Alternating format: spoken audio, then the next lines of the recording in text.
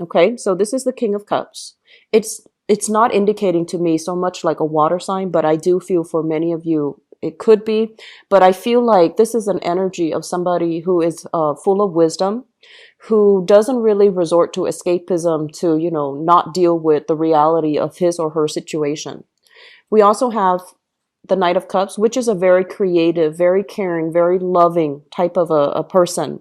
They have a good heart generally, but they want to please other people a little bit too much.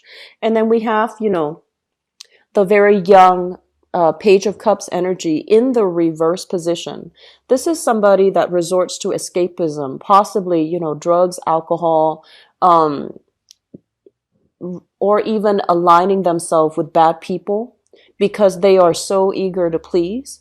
And then when you confront them of a specific situation, when you confront them about their actions, when you tell them you need to grow up, you need to be responsible, I feel like you are telling somebody about this. I see those words like, escaping your mouth this month. You need to grow up. You need to take care of yourself. You need to be responsible. You cannot be a burden on society, or you cannot be a burden on the rest of the family. So I feel this element coming through where somebody's just kind of coasting through life, not really taking ownership of their actions. And there is a victim mentality associated with this card, okay? So for some of you, it could be a water sign, so a Pisces, Cancer, Scorpio that you are dealing with. And then for others of you, I feel that it is somebody within your family unit under the age of 30 that is behaving this way. And I feel as if they're dealing with a lot of internal conflict. Okay, so this is a card overall about strife, about not having harmony, not having peace, not having, like, I feel like this person is really tied up with you. And as a result of it, they might not. It's almost like you never, when they're out of sight, you always worry about them. So I do feel there is a lot of love here, but when they're out of the picture, it gives you anxiety. On the one hand, you need to kind of relinquish control and let them live their lives.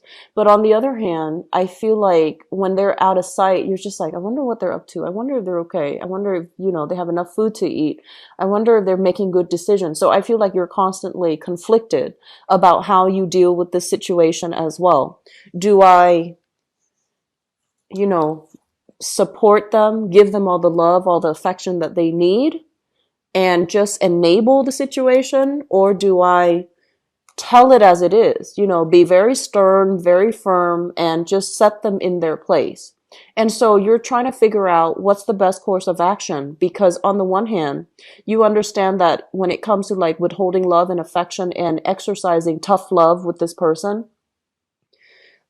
you feel like it might isolate that person, because I don't feel like a lot of people are as patient with this person the way that you are. And so you're just trying to decide, like, they're messing up their life, they're going down a, bad path. So do I just ignore it, or do I just give them, tough love? And I also feel like you care about them, and they're kind of burning bridges left and right. So you feel like if you were to kind of cut them off or to stop supporting them when they're in a jam, who will they turn to? You're afraid that they're going to turn to the other bad people. So I feel that element coming through here. And I also feel that the path that you're going to take is towards emotional support. You understand that they might not have that family structure. They might not have that love and that support from other people. And so you are exercising a little bit of caution, but at the same time, I feel like what's going to end up happening is you are going to give them the love and the support, even though you feel like this person aggravates me. I wish they would grow up. I wish they would, get their life course in order. And I wish like I could give them a piece of my mind, but I feel like ultimately, that might isolate and sever that relationship that you have with them. So you're going to try to soften the blow a little bit by giving them the love and support, which is something I would expect from you Capricorns, because I feel like you are a very astute observer of human nature, and you know that human capacity. When people are good, they can be really, really good. And when they're bad, it's like they can be redirected and guided towards the right path. So a lot of you come into positions where you mentor or you teach or you help others in some way. And so I feel like this energy is really testing you. And I would also say that sometimes tough love is going to be required depending on who we're dealing with. Okay. So I feel like even though you are taking the softer approach, I just want you to be a little bit careful about enabling a situation or enabling a person who is not accountable for their own actions. So just be careful about that, because once again, victim mentality here. This is like the woe is me card. I do all of these things for all the other people, but no one is showing me, you know, um, no one is showing me the appreciation. And this is not your energy so much. It's the person that you're dealing with who is not taking control of their lives, who is kind of like who is a victim of their circumstance. And I do feel that on the one hand, you do understand because it might be in your family, so you might have similar upbringing. But on the other hand, I just feel like this is not somebody that can grow and learn and, be the best that they can be if others keep enabling them. Okay. So this enabling behavior needs to stop from somewhere. Maybe if you put your foot down, if you behave in a very, tell it as it is type of a way, you might lose out on the relationship, and the other person might get defensive and you might have to walk away from the relationship. But I do feel that it might actually set them on a correct course of action where they realize that your patience is running thin. They might not take advantage of this situation anymore, and they might actually shape up. Okay. So I hope that, this provides some guidance for you guys, especially if it's a younger person that you're dealing with or someone under the age of 30, especially in the family unit. Okay. The other card that is coming through here, we have here the 10 of Wands. And let me just say this. The past 10 months. So this to me denotes like a type of energy, and it's predicting like time frame. So the past 10 months, things have been really, really, really piling on. Things have been really busy, very hectic. A lot of swift changes have happened in your life. I feel for many of you, this is a card about picking up the pieces and moving. So there might have been a lot of travel. There might have been a lot of like change in environment. There might have been like physically, emotionally, psychologically, or even like energetically, like just draining work that you needed to get done. A lot of tedious work, a lot of like carrying heavy equipment around, moving from one place to the next, and kind of like setting up a temporary shop where you can operate out of, where you can work out of. I see a lot of a relief worker, like people setting up, like a first aid like little hut where you can operate and see clients. I see a lot of like people, lawyers especially, doing some type of pro bono work where you go to an area that is heavily afflicted. You set up like a little temporary canopy, a little camp or a little tent, and then you see clients. So this is like setting up shop. So the last 10 months, including the month of August, I feel like it has been very physically demanding, the work that you're doing. This is also dealing with inclement weather. So a lot of rain, hail, sleet, even like very severe, hot weather where you're carrying a lot of equipment, a lot of stuff, and things have been a little bit difficult for you in terms of navigation. Okay. It's showing up in the reverse position. So things are going to be not hectic at all this month. So I feel like you have a lot of downtime. You have a lot of time to recuperate. But I want you to be careful. Like, you're used to this energy. You work in a really methodical manner. You're used to this. And so you're used to like handling multiple things at the same time. You're used to having multiple projects running at the same time. And you're used to this fast paced, chaotic type of an environment. So when things slow down, take the time and the moment to slow down with the energy. It's basically telling you kind of like the calm before the storm. It's basically telling you, you need a breather. Here, we're giving you a breather. So you need to really slow down. So don't take on additional projects, especially if others are coming to you not able to handle their own responsibilities. And they're just like, can you help me with this? Can you help me with that? Can you do this for me or do that for me?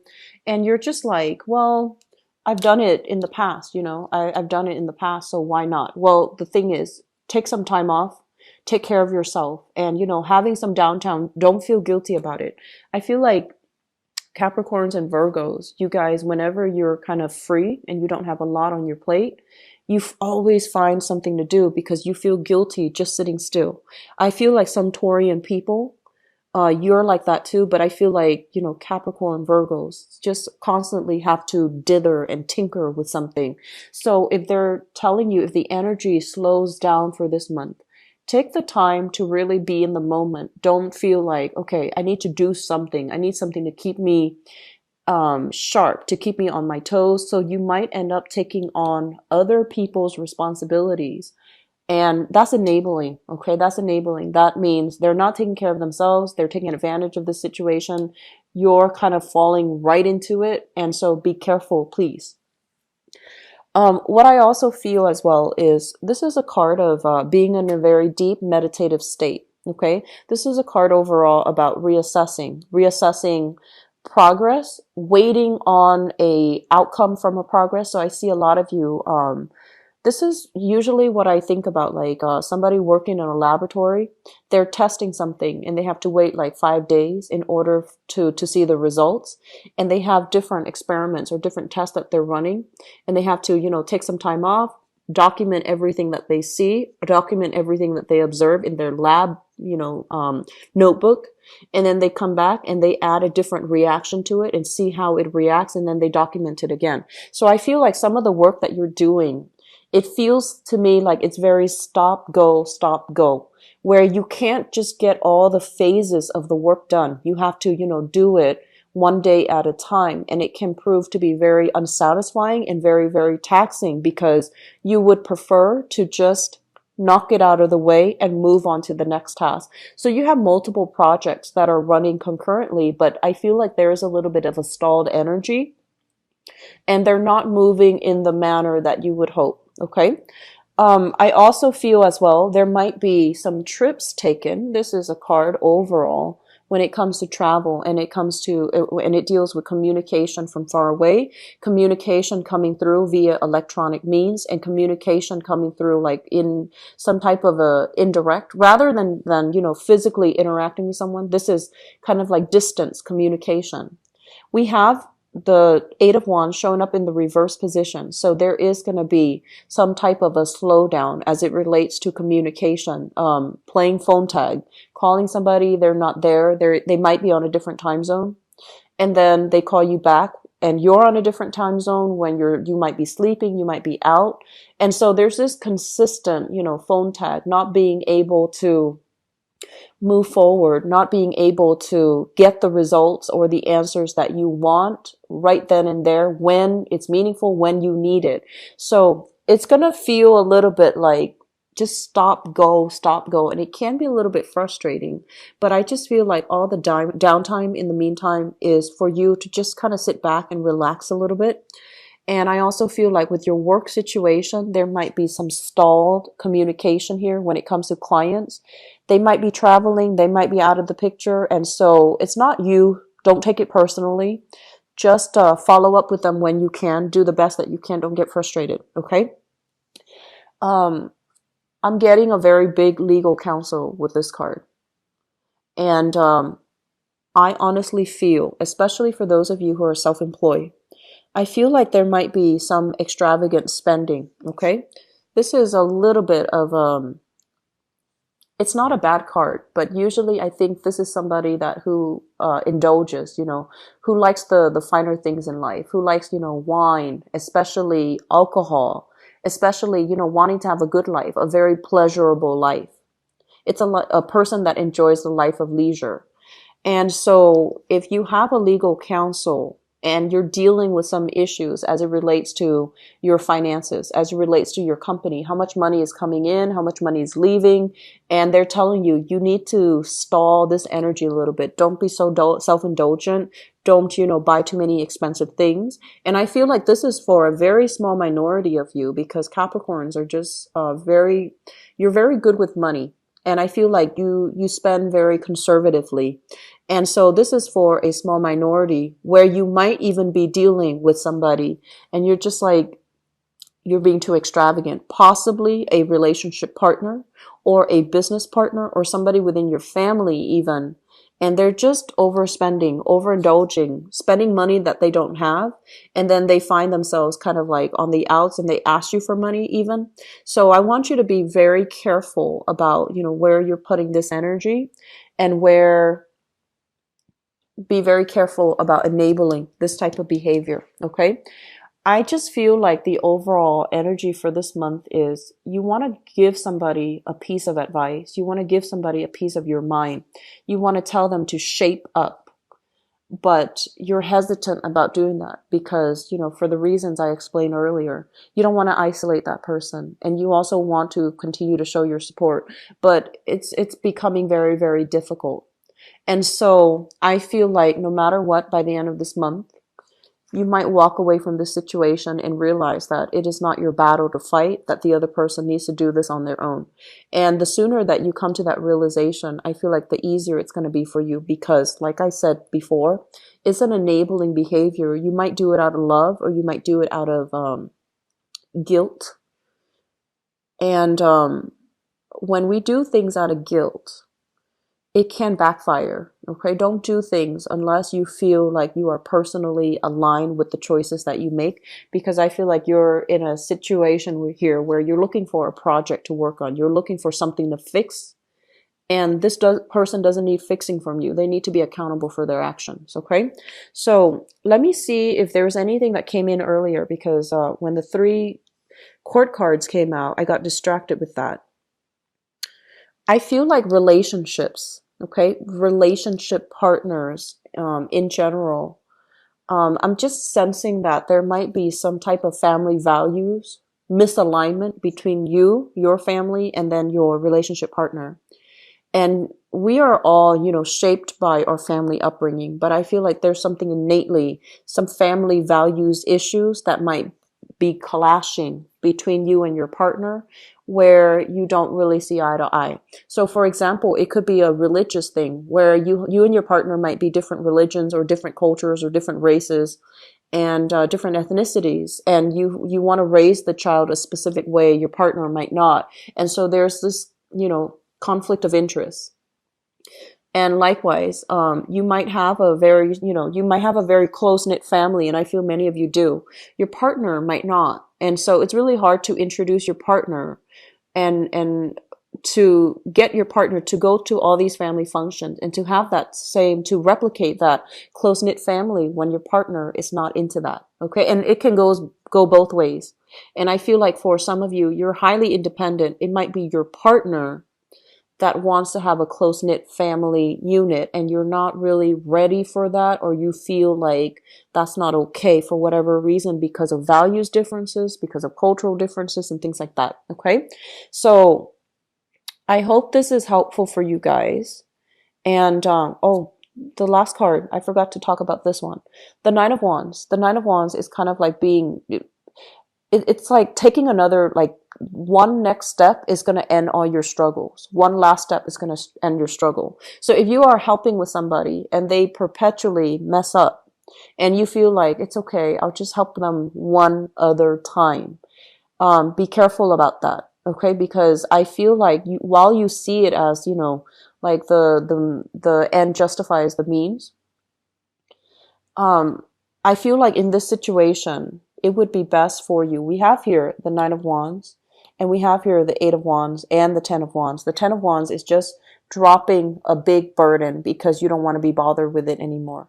And so you're just like, I'm almost there. I'm almost there. I want to fight it. I want to just, get through the last stage of the process. And they're telling you, make sure that it is your battle that you're fighting. Make sure you're struggling for something that is meaningful, sustainable, and long lasting. Otherwise, you're just struggling for somebody else's burden that they need to be accountable for.